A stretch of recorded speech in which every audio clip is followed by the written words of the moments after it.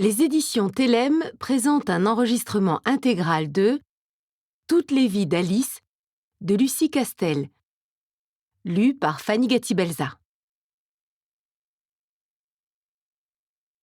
Le mal n'est jamais spectaculaire. Il a toujours forme humaine. Il partage notre lit et mange à notre table. W. H. Auden. Prologue. Aigues-Mortes, 22 septembre 1987. Les cloches de l'église s'étaient tues. Aigues-Mortes ne portait jamais aussi bien son nom que les jours d'enterrement. Entre les remparts de la cité fortifiée, le malheur des uns frappait aussi les autres. Pendant un temps, tous les habitants portaient le deuil, tantôt avec sincérité, tantôt avec hypocrisie, parfois un peu des deux. Catherine Louvier reposa sa nièce à terre. La petite n'avait que la peau sur les os, mais après l'avoir trimballée du cimetière jusqu'au magasin, le constat était clair. Elle pesait 1 tonne. « Allez, ma chérie, assieds-toi sur le banc. Mémé Odette va ouvrir la porte. » Catherine agita la main en direction de sa mère qui venait de les rejoindre. Odette eut l'air surprise. « C'est toi qui as les clés », précisa Catherine avec un léger agacement. « Pas du tout. Si je les avais prises, je m'en souviendrais. Quand nous avons quitté la boutique, j'ai dit « Maman, prends les clés, je prends Noémie ». Odette se concentra en tripotant sa tresse interminable dont le blanchiment s'était accéléré depuis la disparition de son autre fille. Catherine savait qu'elle ne pourrait rien tirer de sa mère. Elle leva les bras au ciel dans un geste d'impuissance. « Eh bien, la sénilité chez toi, elle est super précoce. Donne-moi ton sac. »« Si tu me donnes le tien. »« Tu insinues que c'est moi qui ai les clés ?»« Ah, je n'insinue rien. Je dis. »« Tu me fatigues, mam. » La petite Noémie interrompit Catherine en tirant fort sur sa veste. Cette année, l'été indien boudait la région et les habitants claquaient des dents. « Attends, ma chérie, je règle son compte à ta grand-mère et je suis à toi juste après. » Du haut de ses 2 ans, la gamine possédait un regard d'une grande maturité et d'une grande tristesse aussi. Elle n'avait aucun souvenir de la perte de sa mère, mais quelque chose dans son corps l'avait pourtant intégrée. L'enfant souriait peu et riait encore moins, aussi silencieuse que les rues de la ville ce jour-là. « On est en train de se donner un spectacle !» grogna Catherine en ouvrant le sac de sa mère sous les regards curieux des habitants qui regagnaient leur demeure en commentant le déroulé de la cérémonie funéraire. Noémie refusa de lâcher la veste de sa tante et continua de tirer dessus avec de plus en plus de vigueur. Odette poussa un soupir aussi blasé qu'agacé. Elle fourra la main dans la poche de la veste de Catherine et en sortit un trousseau de clés. Dès l'instant où l'objet de la discorde fut retrouvé, Noémie lâcha le pan de tissu. Catherine cligna des paupières, plus perplexe que mal à l'aise. « Pardonne à ta tante, mon petit ange », dit Odette qui jubilait. Elle perd la boule. Noémie haussa les épaules, donnant ainsi l'impression qu'elle comprenait la conversation. Mais très vite, son regard fut attiré ailleurs. Elle glissa du banc avec l'hésitation de son jeune âge et fit quelques pas imprécis en direction d'une autre petite fille, à peine plus âgée qu'elle, qui lui faisait face un peu plus loin dans la rue. Le visage fermé et aussi gris que le ciel, l'autre enfant tirait fort sur sa belle robe du dimanche jaune poussin qui faisait tache dans le décor. Le visage d'Odette s'assombrit. « Bonjour, Sarah », lança Catherine à l'intention de la petite fille. « Où est ta maman ?» Celle-ci fit une grimace difficilement compréhensible pour un adulte. Une fois près d'elle, Noémie toucha avec curiosité l'une des nombreuses fleurs en tissu qui ornaient la robe de Sarah. Odette et Catherine échangèrent un regard inquiet. « Sarah, je t'ai déjà dit de ne pas t'éloigner !» La voix aiguë claqua dans l'air aussi efficacement qu'un fouet. Une jeune femme blonde, ressemblant à Grace Kelly jusque dans les moindres détails, marcha d'un pas rapide en direction de Sarah. Elle l'empoigna par le bras et la tira sans ménagement. Je ne veux pas que tu t'éloignes. Il faut toujours que tu me contraries, même aujourd'hui. » Tout va bien. Elle voulait juste jouer avec quelqu'un de son âge, intervint Catherine. Dans votre boutique de verroterie, où à tout moment des enfants peuvent briser l'un de vos bidules et se couper? Isabelle, soupira Catherine, tu sais qu'on ne laisse jamais des enfants sans surveillance circuler dans le magasin. Je préfère ne prendre aucun risque. Je pense que vous pouvez comprendre pourquoi. Sans attendre de réponse, Isabelle s'éloigna, le bras de sa fille solidement tenu. Elle rejoignit un petit groupe qui observait la scène, visiblement désemparé. Sarah n'avait émis aucune protestation, comme si elle jugeait avec tristesse et renoncement ce qui se passait autour d'elle. Quand sa mère daigna la lâcher, elle se réfugia derrière une autre enfant un peu plus âgée et plus grande d'une bonne tête. « Allez, mes petits lapins, ne nous trompons pas de terrier », ordonna la belle blonde à sa progéniture, bien que l'ordre valût pour tout le monde. Catherine enfonça la clé dans la serrure de la porte d'entrée. « Je ne devrais pas dire ça alors qu'on sort de l'église. Mais quelle garce !»« répondit Odette. « Je plains ses parents. »« Arrête, s'il l'avait un peu mieux élevée, elle ne serait pas devenue comme ça. Regarde-la, la reine du bal, tout ça parce que son notaire est collé à elle. Totalement scandaleux. » Odette prit Noémie dans ses bras en poussant un couinement sous l'effort. À l'intérieur de la grande maison, les murs épais avaient conservé l'humidité des dernières semaines chargées de pluie. « Ce n'est pas si simple, » soupira Odette. « Les parents font de leur mieux, mais parfois, les meilleurs engendrent les pires. Il aurait suffi qu'ils lui disent non plus souvent et elle n'aurait pas grandi en étant convaincue que tout le monde doit faire ses 4 volontés. Elle et moi ne sommes pas si différentes. Et il a fallu qu'elle se reproduise. Pauvre gamine. J'ai peur de ce qu'elles vont devenir avec une mère pareille, d'autant que leur père va vite mettre les voiles, tu verras. Ne resteront plus que les petites et les ombres qui les encerclent. Ah non, hein? Ne recommence pas avec tes délires mystiques. D'ailleurs, les clients se plaignent de l'odeur d'encens que tu brûles à longueur de journée dans le magasin. Je maintiens la maison hors de l'influence des mauvais spectres. Ça y est, tu me refatigues. Les mauvais esprits, les monstres, les petits lutins n'existent que dans ta tête, maman. Les êtres humains sont bien assez cinglés pour alimenter les cauchemars. La preuve. D'un mouvement du menton, Catherine désigna la direction qu'avaient prise Isabelle et sa famille. « Nous sommes d'accord. Les gens font des monstres, » acquiesça Odette. « Tant qu'il reste caché sous le lit des enfants, ce n'est pas grave. Ce qu'il est, c'est quand il les borde et les élève. Dans ce cas, je me demande comment ces 2 gamines vont s'en sortir une fois adultes. Elles ne s'en sortiront pas, sauf si elles trouvent la bonne aide. » Catherine dévisagea sa mère. « Oh non, tu ne te mêleras pas des histoires de cette famille, ni aujourd'hui, ni demain, ni dans 20 ans. Je vais nous préparer un feu. Quelle horrible journée !» Odette referma la porte d'entrée. Au-dessus de leur maison, la grisaille du ciel, si rare dans la région, s'était retirée. Les nuages avaient-ils disparu ou avaient-ils seulement suivi Isabelle et ses filles? Chapitre 1. De nos jours. Sur la tapisserie, la déchirure d'à peine 1 centimètre obsédait Sarah. Dans la chambre meublée avec soin, cet accroc gâchait tout. Sarah ferma les yeux, mais la question demeurait. Depuis quand le papier peint s'était-il abîmé? Les gémissements d'Alex lui rappelèrent qu'une autre réalité existait en dehors de la tapisserie.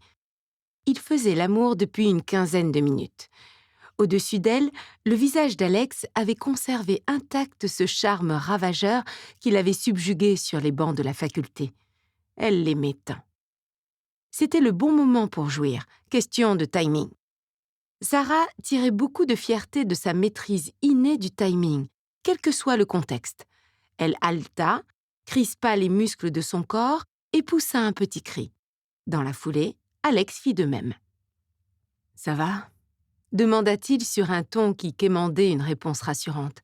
« Très bien, mon amour, » dit-elle, son sourire à moitié avalé par une abondante tignasse brune. « Je t'aime, » susurra-t-il en traçant un dessin imaginaire sur la surface du ventre de Sarah. Elle frissonna. La déchirure dans la tapisserie l'appela. Qui l'avait faite déjà? Moi aussi. Alex embrassa son épouse sur le front, puis la tempe, avant de se lever pour se diriger vers la salle de bain. Allongée sur le dos, Sarah l'attendait. L'inertie de son corps imitait celle de la mort avec un grand sens du détail. Elle entendit Alex lâcher un juron. L'énorme pot en céramique du Monstera Nora dans l'angle du salon venait de rencontrer l'un de ses orteils. Encore. Sarah avait acheté cette plante 5 ans auparavant et lui avait trouvé l'emplacement idéal. Preuve en était que le végétal atteignait des proportions préoccupantes. À son retour, Alex s'enfonça dans les draps en poussant un soupir d'aise. Tandis qu'il s'enroulait dans l'immense couette, bien plus large que le lit le demandait, il lança un « Bonne nuit, mon amour » et éteignit la lampe de chevet. Le silence et la pénombre envahirent la chambre. Après un léger grincement de dents, Alex se mit à ronfler. Il faisait partie de ces personnes bénies des dieux qui s'endorment sur commande. Sarah ne se souvenait pas de sa dernière nuit complète. Alors, par procuration, elle prenait plaisir à écouter les ronronnements d'Alex. Elle serra les paupières et grimaça. Des bouffées de chaleur, d'insupportables petits brasiers aux 4 coins de son corps s'allumaient en elle avec une ponctualité frisant l'intelligence propre. Ça commençait toujours de la même manière.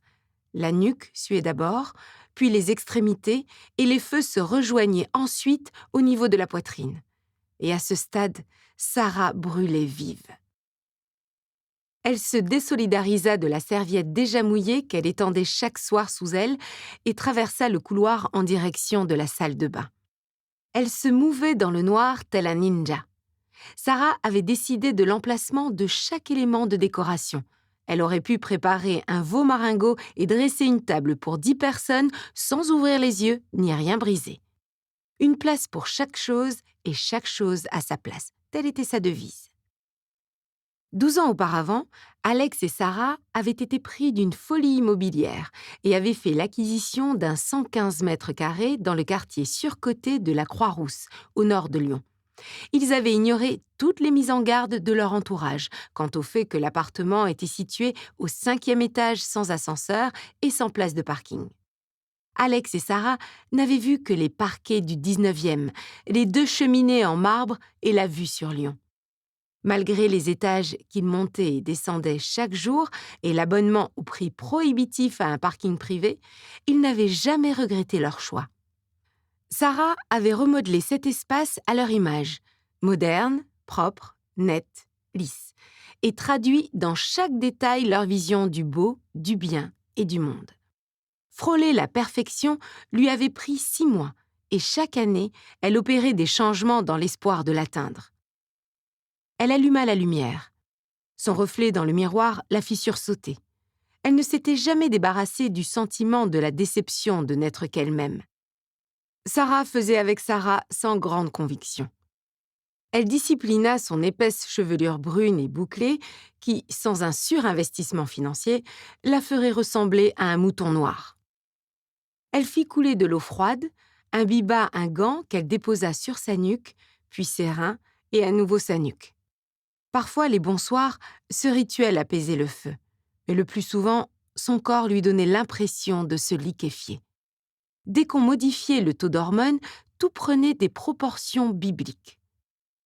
Au bout d'un temps qui lui parut interminable, et il l'était, les brasiers s'éteignirent. Elle passa un gant sous ses aisselles et entre ses seins, là où ça brûlait toujours plus intensément, et enfila un t-shirt en coton. Elle poussa un soupir déchirant. Maintenant, elle se sentait bien. Elle n'éprouvait plus aucune douleur dans le bas-ventre ou dans les seins. Ses épaules, qui s'étaient arrondies avec sa prise de poids, s'affaissèrent. Avec les années de traitement, elle savait ce que signifiait se sentir bien pour une femme comme elle. Ça voulait dire ovulation de merde, ponction de merde, FIV de merde et overdose de piqûres pour rien. Elle n'avait plus besoin d'échographie ou de prise de sang pour savoir exactement ce qui se passait dans son utérus maudit. Rien. Elle fixa son reflet, les yeux dans les yeux. À la naissance, une méchante fée lui avait livré le mauvais modèle de corps. De cela, elle était certaine. Sarah chassa ces vilaines pensées de son esprit et traversa le grand salon qui accueillait aussi une cuisine américaine un brin prétentieuse. Elle se servit un verre d'eau sans faire le moindre bruit et s'empara d'un des nombreux blocs-notes qu'elle disposait partout dans l'appartement, partout dans sa vie, et griffonna les choses qu'elle ne devait pas oublier. À force, cette manie de faire des listes interminables agaçait Alex plus qu'elle ne l'amusait. La vie était pourtant bien plus efficace avec une to-do list. Quand Sarah ne trouva plus aucune excuse pour rester debout en plein milieu de la nuit, alors qu'elle devait se lever à 6 heures, elle se résolut à retourner dans la chambre au papier peint déchiré. Elle s'arrêta sur le seuil de la porte et observa la silhouette d'Alex arrondir la couette à la lumière du lampadaire extérieur qui glissait à travers le vieux volet. Le souvenir de leur rencontre était toujours aussi vif. Un vrai coup de foudre, celui qui vous frappe comme un électrochoc. Celui qui crée un avant et un après Alex. Des années plus tard, elle le couvait encore d'un regard rempli du même amour. Et aussi d'un peu de haine. Chapitre 2. L'installation d'un nouvel horodateur sur le boulevard Gambetta avait déclenché la colère de tous les habitants d'Aigues-Mortes, excepté un. Dans sa bulle alcoolisée, Charline Leclerc évoluait à côté du monde et ne voyait rien de ce que les autres, les rabat-joie, voyaient. Son corps heurta donc de plein fouet l'objet planté sur le trottoir depuis 3 ans.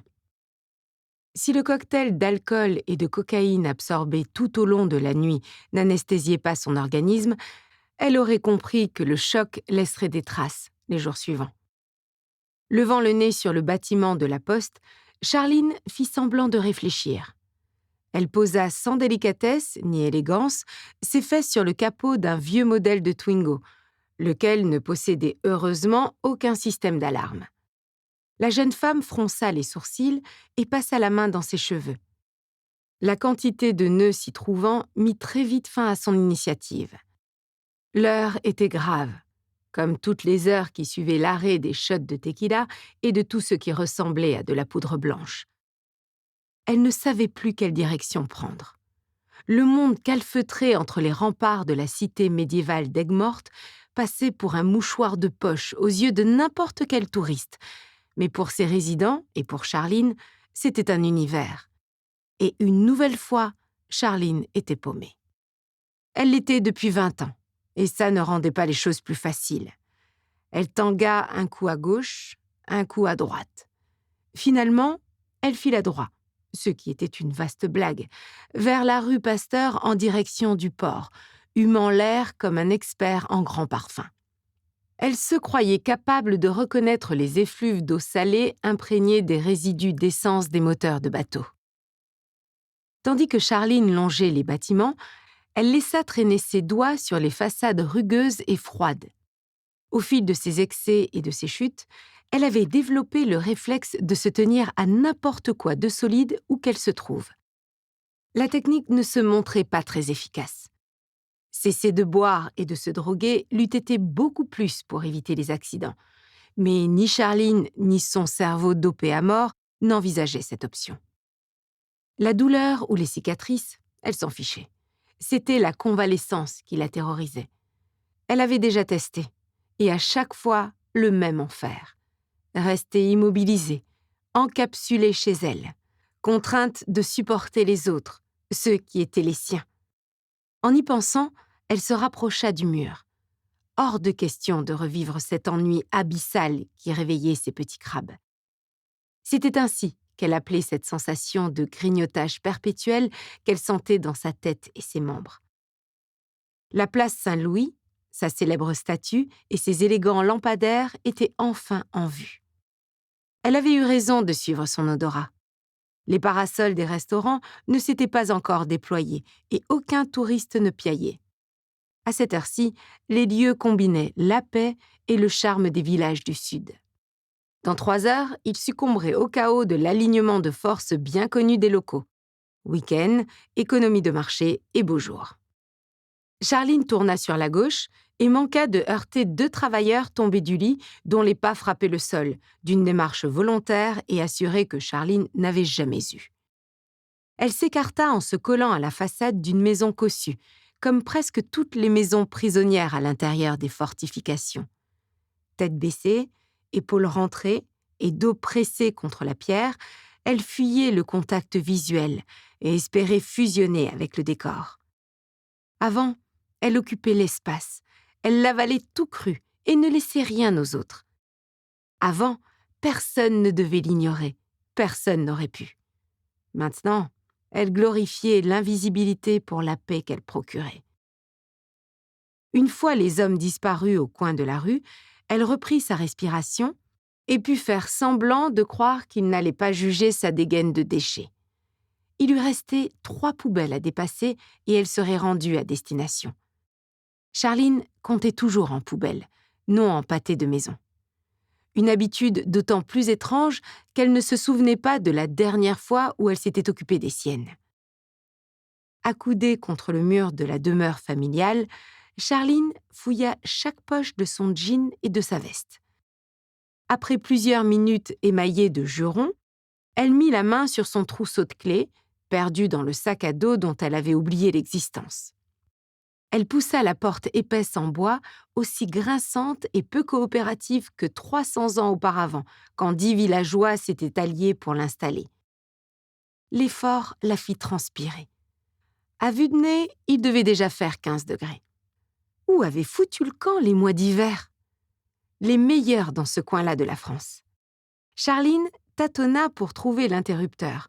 Des gens s'amusaient à le changer de place chaque fois qu'elle rentrait de soirée. Le long couloir en pierre s'alluma. Elle réprima un frisson. Enfant, elle comparait les lieux à l'intérieur des boyaux d'un animal géant. Gravir l'étage qui séparait le magasin familial du logement représenta un défi de taille. Elle titubait déjà sur du plat, alors demander à ses jambes de coordonner une ascension relevait de la provocation envers les lois de la nature. Quand la porte blindée et moderne de l'appartement surgit devant elle, elle poussa un soupir de soulagement autant que de victoire.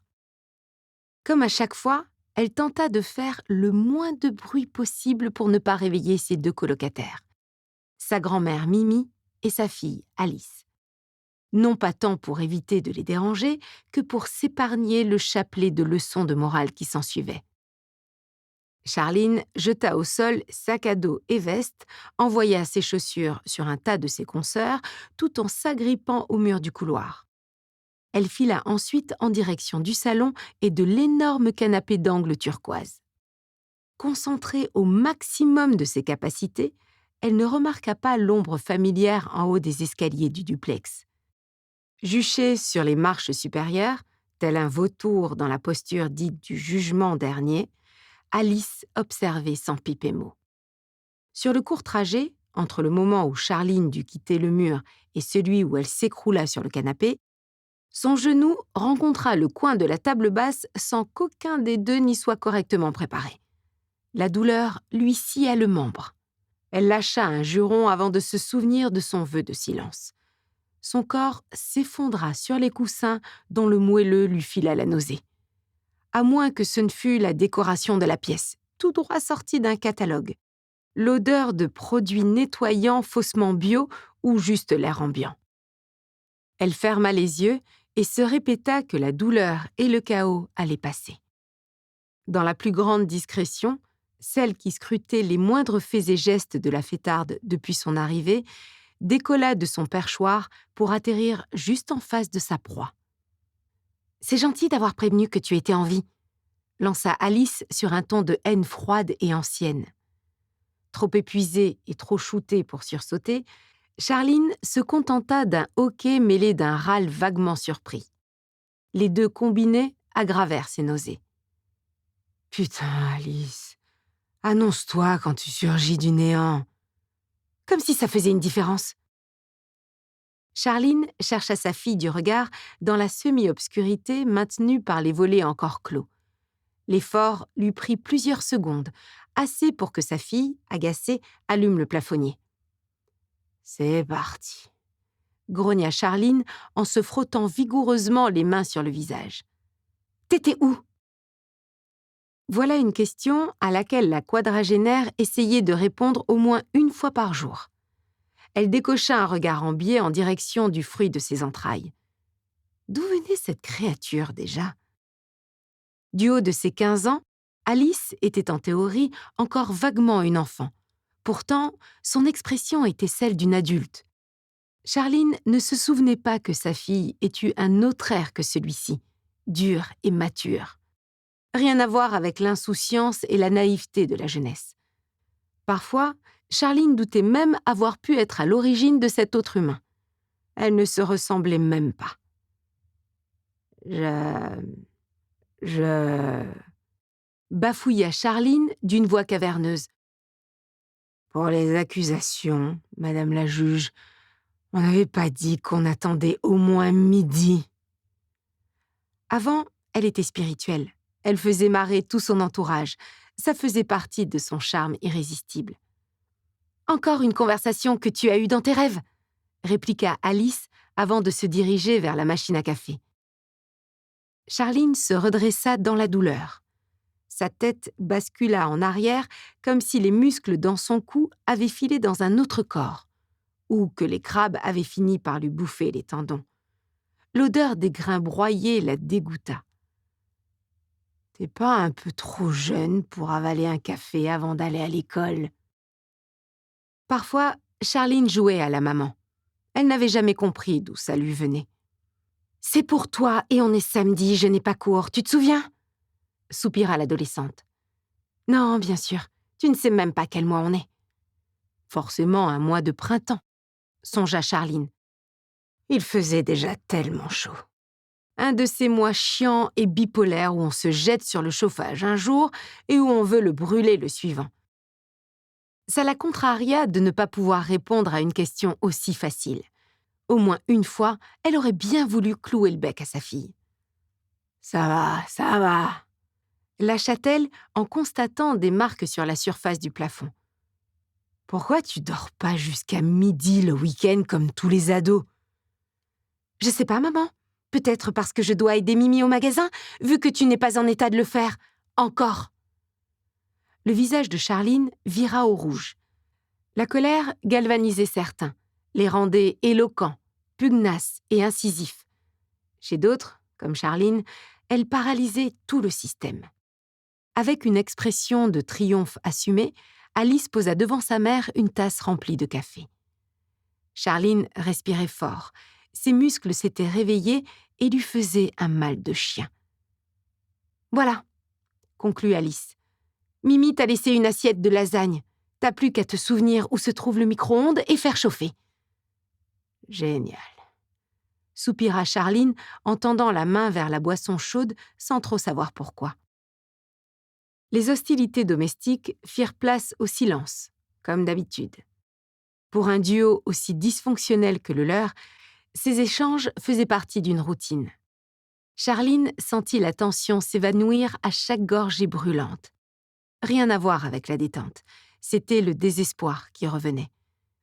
D'abord, dans la nuque et aux extrémités, des fourmillements, puis cela s'installait dans le cœur. La vérité, la vraie, triomphait. Elle n'était plus assez déchirée. « Bon, j'y vais avant que Mimi ne se retrouve encore toute seule », lança Alice, lassée par le rien qui prenait toute la place dans le salon. Charline tressaillit, au point qu'un peu de café se renversa sur son jean, ajoutant une nouvelle tache à la dizaine d'autres. « Oh, ok », dit-elle en hésitant, comme si elle n'était pas sûre d'être d'accord et que ça pouvait faire une différence. Son cerveau choisit cet instant pour éveiller des images qu'elle détestait. Des souvenirs honnis qui revenaient en boucle. L'impression était brumeuse, puis elle se précisait. Un décor qui s'affinait malgré elle. Le rez-de-chaussée, la boutique familiale, l'héritage du clan Leclerc. Et plantée au milieu des rayonnages, depuis plus de 60 ans, Mimi, sa grand-mère. une femme dont les vertus morales faisaient l'unanimité et dont la béatification surviendrait sitôt sa mort annoncée. La seule femme de l'arbre généalogique à avoir tenu bon. À 81 ans, Mimi n'avait plus l'âge de jouer à la vendeuse. Charline sentit la culpabilité l'envahir, mais ça ne suffisait jamais. Assise sur le canapé, elle visualisait la caisse enregistreuse, sentait l'odeur du magasin, voyait les couleurs et les formes des œuvres des artistes exposées. Non, elle n'était plus assez déchirée. Elle prit une grande goulée d'air qui fit siffler ses poumons. La crise de panique suivait souvent la culpabilité. « Alice ?»« Quoi ?» répliqua l'adolescente alors qu'elle enfilait des ballerines rose poudrées. « Tu dis à Mimi que je descends dans un moment, d'accord ?» Pas plus que Charline, l'adolescente ne fit semblant d'y croire. Elle ouvrit la porte d'entrée. « Attends !» La panique. Cette putain de panique. « J'ai pas le temps de jouer à ça, maman. » Ok. Je voulais juste te dire que je t'aime, tu sais. Tu le sais. Alice prit un instant de réflexion. Charline aurait préféré tous les cercles de l'enfer à ce mutisme. Aimer mal, c'est pas aimer. Charline crut entendre un peu de vice dans la voix de sa fille. Puis, cette dernière, juge de la sainte inquisition maternelle, tourna les talons et sortit de l'appartement. Elle ferma la porte avec froideur et assurance, là où toutes les autres créatures normales de son âge l'auraient claqué. Après avoir reposé la tasse, Charline s'enfonça dans le fauteuil. Bientôt, elle s'endormirait. Le vide s'emparerait d'elle et elle ne penserait plus à rien.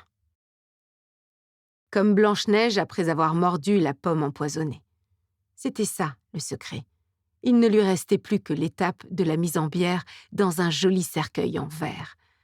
Elle en avait de la chance, cette connasse de Blanche-Neige.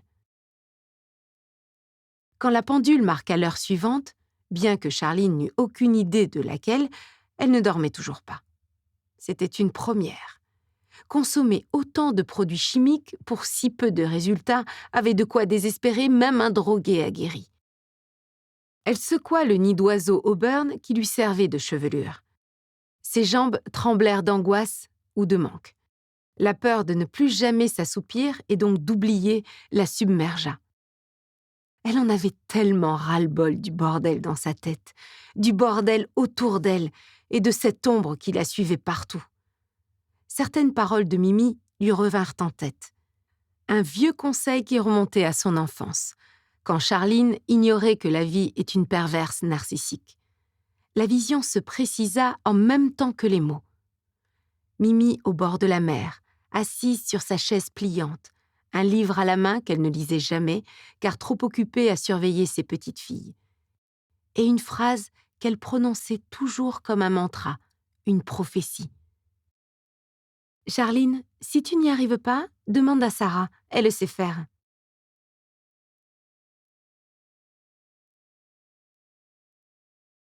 Chapitre 3. Tandis que le docteur Humbert fouillait sa cavité vaginale à l'aide d'une sonde d'échographie, Sarah se demandait depuis quand le ménage n'avait-il pas été fait dans son cabinet. Le temps s'écoulait différemment ici. Si elle se fiait à son observation, le docteur Humbert, immense spécialiste des cas graves d'infertilité, ainsi que son mobilier avoisinait les 100 ans. Le vieil homme, à la figure de fromage fondu et aux yeux enfoncés, avait toujours l'air habité par plusieurs personnalités, ayant tout en commun la volonté d'avoir raison. Il suivait les dossiers de ses patientes dans des classeurs au coin cabossés, ceux d'il y a 60 ans, à la couverture grumeleuse grise et aux énormes anneaux. À l'intérieur, des piles de feuilles froissées, maculées de gribouillis que sa secrétaire devait d'abord traduire avant de les intégrer dans un logiciel. Parfois, Sarah s'imaginait s'introduire dans les lieux en plein milieu de la nuit pour en éradiquer le chaos et tout remettre à la bonne place. Malgré ses excentricités dues en grande partie à son ego démesuré, le docteur Humbert jouissait d'une immunité qui se nourrissait du désespoir. Ses patientes désespéraient de ne pouvoir enfanter, les chirurgiens de sa clinique désespéraient d'obtenir leur week-end et sa famille désespérait de le voir passer du temps avec elle. Il pouvait donc tout leur faire subir. Au fil des années, Sarah et son cas épineux, comme les médecins aimaient à le qualifier, avaient épuisé pas moins de 5 grands professeurs émérites. Vu son âge, la presque quarantaine, elle savait que le docteur Humbert serait son dernier recours. « Détendez-vous », conseilla le docteur avec une pointe d'agacement. Elle devait se concentrer et ne pas le décevoir. D'un mouvement rapide et automatique, il fit faire à la sonde intravaginale une rotation à 180 degrés qui acheva de distendre Sarah et ses organes internes. Le médecin émit un grognement guttural. Elle avait appris à déchiffrer le langage non verbal de ces spécialistes mieux que leur jargon imbuvable. Un grognement signifiait que ce qu'il voyait à l'écran n'était pas fameux. 2 annonçait que c'était la merde. Le second retentit. « Bon, » jugea-t-il, « ce n'est pas brillant. » La couche de poussière que la lumière du ciel lyonnais pollué mettait en relief accapara l'attention de Sarah. « Vous prenez bien votre traitement ?» Elle ne comptait plus le nombre de fois où on lui avait posé cette question, comme si l'échec des protocoles avait forcément à voir avec l'incompétence de la patiente. Elle opina de la tête. « Bon, on a encore un peu de temps. On va augmenter les doses. » Un trait de lumière perça les immenses fenêtres et frappa une pile de revues scientifiques jaunies. Le bruit des gants qui claquent quand on les enlève la fit tressaillir plus que le retrait brutal de la sonde qui, au fil du temps, était devenu un accessoire banal de son intimité. Elle prêta assez peu d'intérêt à la litanie des noms de médicaments et des dosages que le docteur Humbert débita ensuite, à peine rassis à son bureau. Elle connaissait tout ça par cœur, et après près de 10 ans de traitement, elle en était arrivée à la conclusion que ni la science, ni ses grands pontes ne faisaient preuve de beaucoup d'originalité dans la confection de leurs ordonnances. Hormones, stimulants, vitamines, hormones, corticoïdes, et parce qu'il n'y en avait jamais assez, hormones.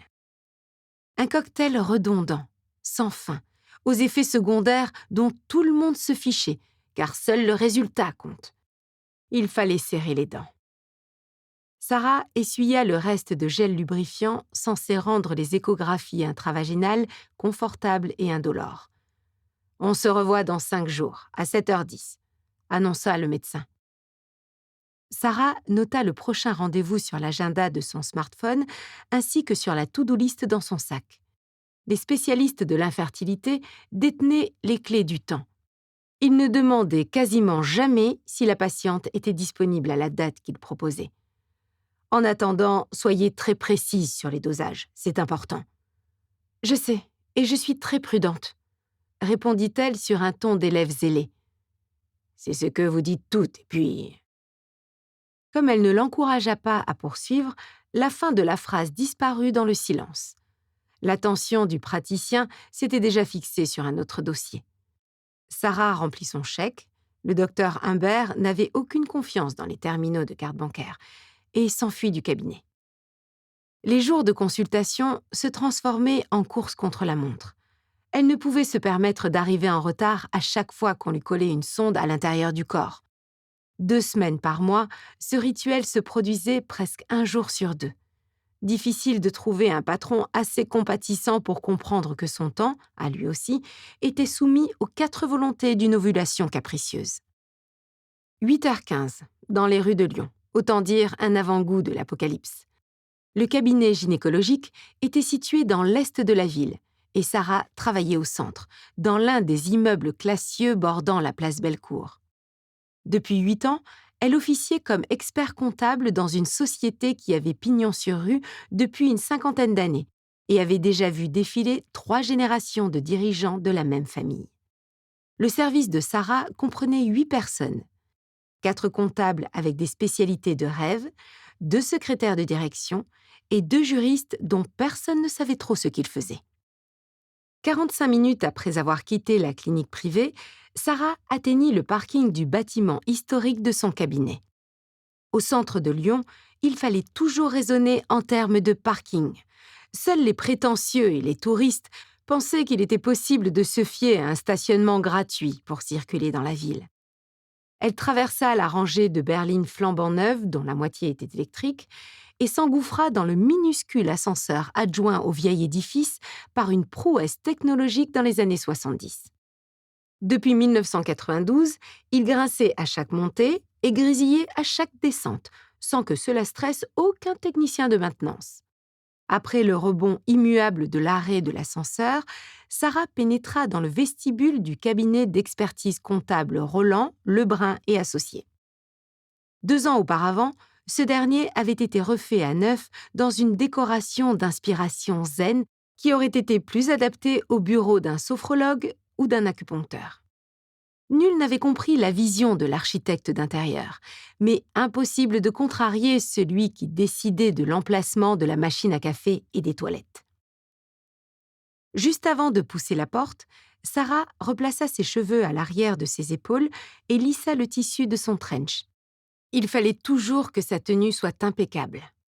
Elle partageait son bureau avec 3 collègues, une géante célibataire aux origines russes, une mère de famille nombreuse qui semblait issue du casting de La Petite Maison dans la Prairie, et une sexagénaire tout juste veuve et remarquablement heureuse de l'être. L'odeur de patchouli du parfum de cette dernière l'accueillit à peine entrée dans la pièce. Pourtant, la veuve ne mettait presque plus les pieds dans le service. « Bonjour, Jeanne », lança Sarah en ôtant son imperméable et en tirant sur sa veste de tailleur qui rétrécissait à mesure que le docteur Humbert augmentait les doses d'hormones.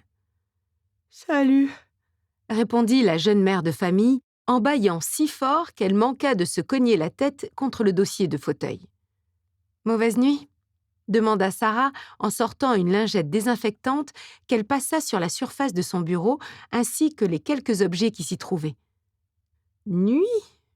Ce mot me dit vaguement quelque chose. Fièvre, dents, cauchemar ?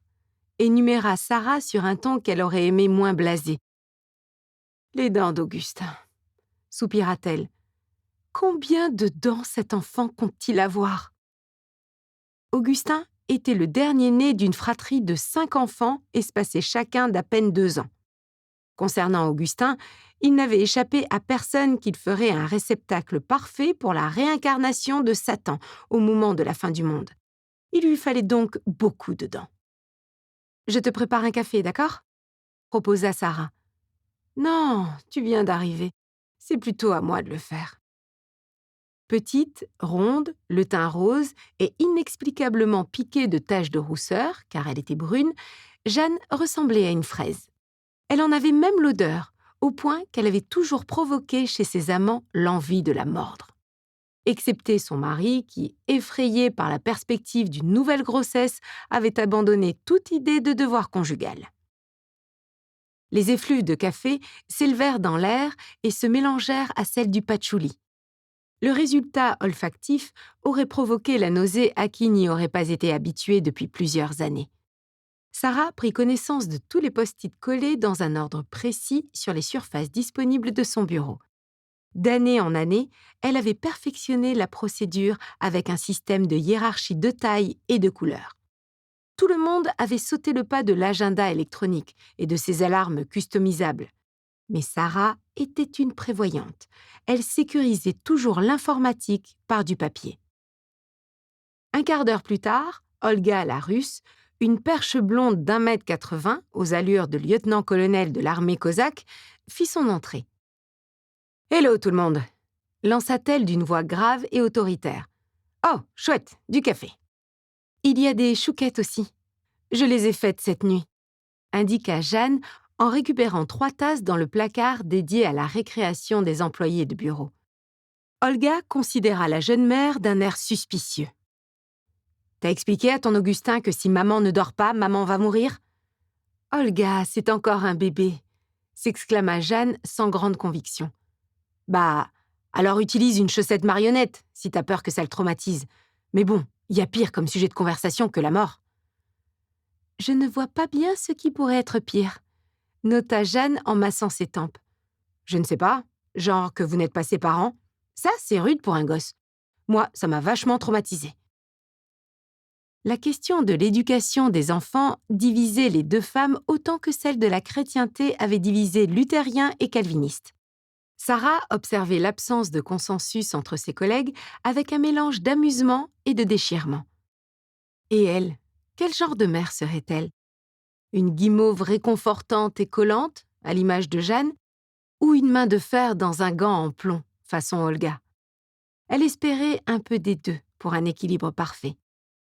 La journée s'écoula pareil à toutes les autres, car de l'avis de tous les intéressés, le métier d'expert comptable impliquait assez peu de rebondissements et encore moins de suspense.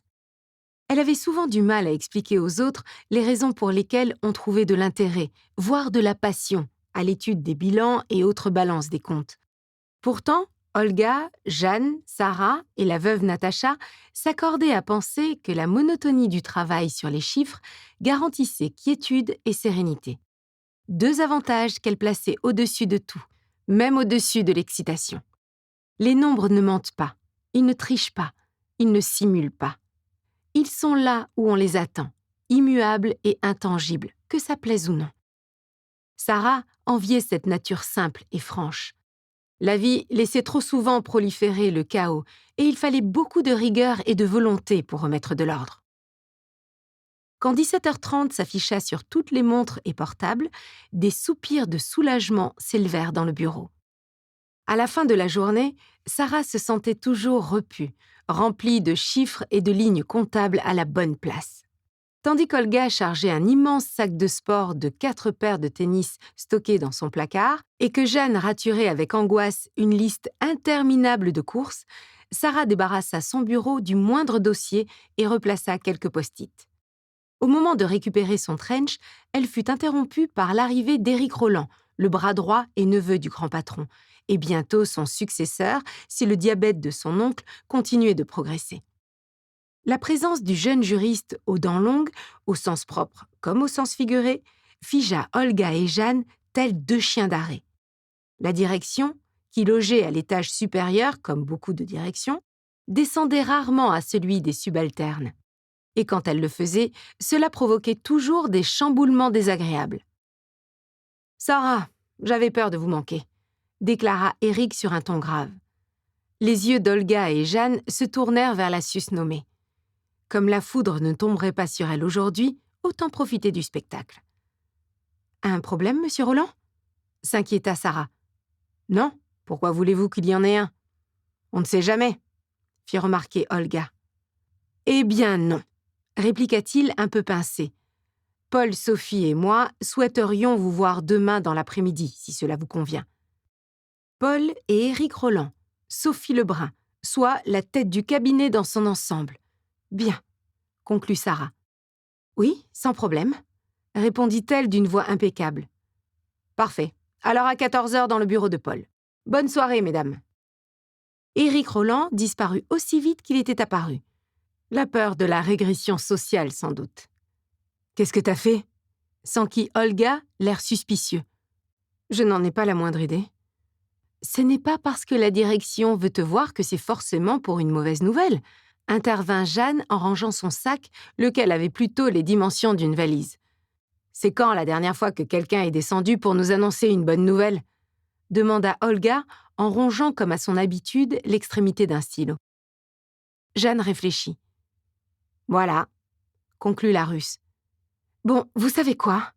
soupira Sarah. « Je ne peux pas deviner ce qu'ils ont dans la tête. Donc, je vais rentrer chez moi, prendre un verre et tâcher de ne pas trop y penser cette nuit. Si tu veux, je te prête Augustin, tu n'auras pas le temps de penser. En fait, demain, tu sauras à peine comment tu t'appelles. » « Tu sais, » intervint Olga, « si tu décides de le laisser sur le parvis d'une église, Sarah et moi, on te couvrira. Il n'y a pas de honte à abandonner son gamin. » Ni Sarah ni Jeanne ne relevèrent. Une habitude qu'elles avaient prise pour éviter de trop réfléchir à l'enfance d'Olga. Sarah s'empara de son sac, vérifia que son ordinateur était éteint et prit congé de ses collègues avec un salut affectueux. L'ascenseur grésilla jusqu'au parking. Elle aurait pu prendre les escaliers. 4 étages dans le sens de la gravité, ce n'était pas insurmontable. Mais les surdoses d'hormones combinées aux corticoïdes transformaient ses membres en plomb. Il bougeait mal et gonflait encore et encore. « Il faut serrer les dents », se répéta Sarah jusqu'à en avoir une crampe à la mâchoire. Chapitre 4. Un truc qu'il ne fallait jamais faire, sous aucun prétexte, c'était attendre le retour de Mimi. Charline connaissait cette règle, elle en était à l'origine. Mais un coup sur deux, les choses merdaient. Et quand ça se produisait, la scène qui allait se jouer démarrait toujours par « Bonjour, ma chérie ». Charline entr'ouvrit à peine les yeux. Mimi, sa grand-mère, était une femme du Sud robuste, à qui les années accumulées conféraient cette grâce intemporelle propre aux Méditerranéennes. Elle prenait sa pause de midi dans l'appartement familial. La première erreur de Charline avait été de s'endormir là où elle avait posé ses fesses, à savoir le canapé. La seconde se produisit au moment où elle répondit « Salut ». Un rapide coup d'œil à sa montre lui indiqua qu'il était presque 13 heures. Elle fut frappée par l'intensité de la clarté qui l'aveuglait. Charline détestait la luminosité du Sud. Cet éclairage des cieux agressif et piquant qui rend tout criard et fluo. Dès qu'on passait la frontière invisible de Valence, tout virait à l'excès. La chaleur, les vents, les feux. Charline rêvait de températures modérées, de brouillard, de couches nuageuses molletonnées. Même un voile gris de pollution aurait fait l'affaire. D'habitude, c'est-à-dire lorsqu'elle ne perdait pas connaissance, Charline s'arrangeait pour dormir une grande partie de la journée enfermée dans sa chambre. Elle faisait la morte et son entourage feignait de ne pas s'en rendre compte. Faire la morte, c'était un truc de famille. Elle remua et réalisa qu'elle s'était redressée et assise sur le canapé. Elle réglerait la question du camp plus tard. Ses tempes lui faisaient mal. Plus les années s'écoulaient, plus ses addictions coûtaient cher. Parfois, il lui arrivait de faire le bilan de sa vie, pour la partie dont elle se souvenait. Parfois, elle se disait qu'elle n'aurait pas dû mettre le doigt dans cet engrenage. À quand ça remontait déjà? Ces réflexions pouvaient durer jusqu'au soir. Puis le soleil s'en allait, et avec lui, les bonnes résolutions et l'instinct de survie. Les pensées d'alcoolique ne valent rien. L'entourage le sait. Les alcooliques le savent. Mais faire semblant donne de l'espoir. Mimi déposa une assiette et des couverts sur la table basse. « Je t'ai fait un filet de rouget et des pommes de terre sautées. C'est plus digeste que les lasagnes. » Charline se raidit. Elle fixa le plat fumant, comme si rien d'autre dans la pièce n'existait. Mimi était un cordon bleu, un vrai. Elle ne faisait pas qu'assaisonner et cuire les aliments. Elle savait innover. Des années auparavant, même des décennies, cet enfant du pays avait rêvé ouvrir un restaurant. Puis elle s'était mariée à un gars de Marseille, ce qui avait fort déplu à son père. Cependant, le gendre avait montré des qualités de négociant, de quoi assurer la pérennité du commerce familial. Et les rêves de Mimi, dont il était acté que tous s'en foutaient, s'étaient laissés manger par ceux de son époux. Elle n'avait jamais reçu aucun salaire, ni aucun remerciement pour le travail acharné qu'elle avait dû accomplir afin que son cher et tendre brille en société. Et même après son veuvage, le concept de liberté lui était resté étranger. « Je te l'ai déjà dit des millions de fois, » bougonna Charline. « Ne fais pas ça. » « Tu sais, je suis vieille. Ma mémoire a de plus en plus de trous. Mange pendant que c'est chaud. » Charline plaqua la main sur sa bouche. L'embryon de sanglot demeura dans sa gorge, mais ses yeux s'humidifièrent. Ces petites attentions maternelles, comme autant d'incisions en elle, lui étaient intolérables. Elle jeta un regard mauvais en direction de la cuisine, le seul royaume où Mimi avait le droit de régner. Au dehors, le brouhaha de la rue s'intensifiait. La saison touristique démarrait à peine, mais assez pour que les terrasses des cafés et des restaurants, particulièrement denses du côté de la place Saint-Louis, débordent d'éclats de voix des clients. Ceux qui vivaient au-dessus des commerces avaient appris à composer avec le bruit constant, sauf Charline. « Pourquoi tu continues ?» demanda Charline tout en se mettant à disséquer le poisson avec la pointe de son couteau. « De quoi tu parles ?» répondit Mimi en nettoyant les plats malgré la présence du lave-vaisselle. « Pourquoi tu continues à prendre soin de moi ? Ça me dépasse. » « Eh bien, te concernant, je ne sais pas. Mais pour ma part, je ne vois pas ce que je pourrais faire d'autre. » Charline avait bien une petite idée sur la question. Elle se mordit la lèvre inférieure et garda le silence. Elle continua d'observer les gestes de sa grand-mère, les mêmes que ceux qu'elle donnait à voir depuis que la cuisine avait été ouverte sur le salon, 5 ans auparavant. « Tu pourrais réagir comme une personne normale et non comme un robot, » poursuivit Charline. « Tu pourrais m'envoyer chier, me virer ou ne plus me parler. » Le visage de Mimi se rembrunit. Elle déposa la dernière assiette sur l'égouttoir et fouetta l'air en suspendant le torchon au crochet collé à cet effet. « Je préfère être un robot. »« Tu crois que tu me rends service en me préparant mon plat préféré, mais c'est tout le contraire. » Les doigts de Charline blanchirent à force de serrer ses couverts. « Chérie, je sais ce que tu essaies de faire et ça ne fonctionne pas. Ça n'a jamais marché. Mange ou ne mange pas. C'est toi qui décides ce que tu veux. » Charline étouffa un ricanement désagréable qui lui fit lâcher ses couverts.